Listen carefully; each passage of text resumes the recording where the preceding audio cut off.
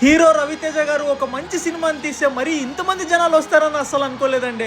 ఆ గుండె మా అన్నయ్య ఒక్కడిదే కాదురా, 10 కోట్ల మంది జనం సొంతం చేసుకున్న గుండె రాదే. రవితేజ గారి ప్రీవియస్ సినిమాలు ఫ్లాప్ అవుతున్నాయని ఎంత ట్రాల్ చేశారు కదా మావా. ఇరుముడి సినిమాకి ఇంతమంది జనం వస్తుంటే ఆయన ఎంత హ్యాపీగా ఫీల్ అవుతున్నారో ఒక్కసారి ఆలోచించండి.